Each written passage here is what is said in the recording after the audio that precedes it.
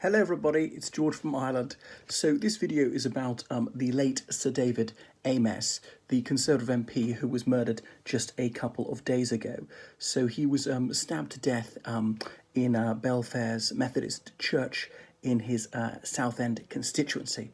Southend-on-Sea is a town by the sea, which is in the county of Essex. So Sir David had represented that seat since 1997, and though he wasn't a baronet, he was knighted for his public service. He was always a backbench Conservative MP, notably independent-minded. For example, he was one of only two Conservative parliamentarians to vote for banning hunting with hounds, which was actually not a party issue. It wasn't a whipped issue. It was a free vote, as in the parties didn't propose policies. It was up to the conscience of each individual MP. So he was there on his Friday surgery. No, not to perform chirurgical operations, but because he was meeting his constituents. That's what a surgery means. So Fridays, MPs usually go back to their constituencies and they make themselves available for a few hours. Any constituent who wants to broach whatever issue, talk through a problem, seek guidance, or raise a question. Can you ask this in Parliament? Or can you sort out this in a planning issue? They usually say no to that. Edwina Currie MP, I went to talk by her, said, you never touch that because you'll be accused of this. Even if you're not doing it, you'll be accused of it.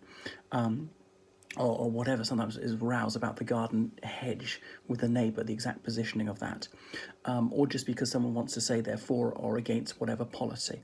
So we one-on-one in the room because it would be confidential, whatever was going on. But they would have a member of staff, a secretary outside to vet the people or just hear them in order. So now a man has been taken into custody on suspicion of Sir David's murder. He was poignarded to death there. Nobody doubts that, but I'm just not saying that the suspect is guilty. We have to wait for the outcome of the trial. I presume him innocent.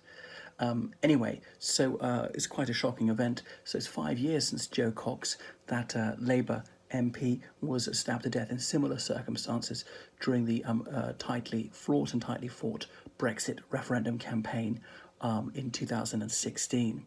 And after that, the two major parties, the Conservatives and the Liberal Democrats, chose not to field a candidate in the following by-election. So if an MP dies or resigns, leaving Parliament partway through the parliamentary term, then in order to fill that vacancy, a by-election is held, an election just in that constituency. Now, it was a fairly safe Labour seat that Miss Cox held anyway, but so there was little point in the Conservatives and the Lib Dems contesting the seat, but if they did so, they didn't want to be seen as trying to capitalise on the assassination of an MP. It was this white supremacist guy who was an anti-Brexiteer who killed her. Not saying that reflects any discredit on Brexiteers whatsoever. It's just this individual. And whatever the motive for killing Mr. Amess, wouldn't necessarily reflect on people who happen to share his killer's views on whatever issue it was. And I actually don't know what the motive was, though I think I could hazard a guess as to the actuation for slaying this MP. So anyway, various people have paid tribute. Sir Keir Starmer, the leader of Her Majesty's most loyal opposition, he has done homage to the memory of the late lamented Sir David Amess. And what a curious name it is, Amess. I can't remember if they're going to think who's got a very similar surname to Amess, somebody else, because it sounds like a mess. Amess. The Prime Minister, Boris Johnson, the leader of the Labour Party, that's Sir Keir Starmer, and the Speaker of the House of Commons, that's Sir Lindsay Hoyle, they all went to lay a wreath at the site where Sir David was felled. There he was, dutifully serving his constituents. So he had indefatigably campaigned for Southend-on-Sea to be elevated to city status, and it now sees that posthumously his dream will come true. So his decades-long endeavour shall be crowned with success. It's finally come to fruition as a tribute to Sir David Amess. So he came from a working class background. He was also conservative. He contested a few parliamentary seats. He was happily married. He had 4 daughters and 1 son. So very much a family man on the moderate wing of the Conservative Party, and he didn't gain preferment. He was never at the front bench. Faintly surprising that he got to be knighted, and he was 69. He didn't show any sign of being about to retire when he was stricken. Well, not quite in his bloom. When he was certainly not in his dotage. He was no geriatric. When he was struck down by the cruel hand of an unfeeling assassin. So he was an unrough chap, amiable, and what a pity, a loss to politics he is. So again, as I say, the two major parties have said they shall not contest this seat. So it was a safe Conservative seat, obviously. A couple of years ago, it was an absolute bumper year for the Conservatives. So there's no doubt he's going to win it this time. A few independents and very minor parties might stand against whoever the next Conservative candidate is. We shall see. So that is the late Sir David Amess.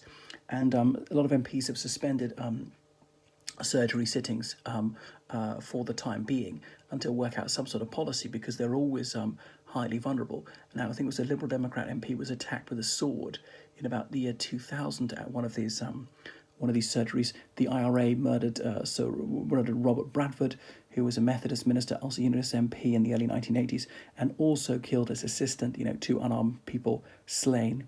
And I can't think of any other MPs. So there's only 3 MPs have died in these circumstances. So what can you do? The police resources are quite thinly stretched. There's not enough you can't have a police officer with them all the time. Only the Prime Minister, the Home Secretary, former Prime Ministers, former Home Secretaries, the Northern Ireland Secretary, all the 25 Cabinet Ministers. No, they don't have that. I even bumped into Dominic Grieve on the tube one time, and he was the serving Attorney General at that particular moment. So I know there's a security detail for every single MP in India, but they've only got about 550 MPs for about 1.4 billion people. So they've got plenty of police officers. Being an MP is a much bigger deal there than it is in the UK. The UK per capita is about 20 times more represented in its parliament than India is in its Lok Sabha, the Rajya Sabha, the House of the States. So we could have what's it called, a metal detector, airport-style security there. MPs could be allowed to carry a firearm. In Northern Ireland, some MPs who were assessed to be at a considerable risk of assassination, they used to be allowed to bear arms like that. That would be a possibility. Or just having to have someone in the room say, okay, there's a bit of a breach of confidentiality, but you're going to have to trust that my secretary or assistant, whoever it is, doesn't say whatever. Now, I know the killer could still get a knife out, but it's a bit more difficult to kill 2 than to kill 1. Anyway, so that's enough from me.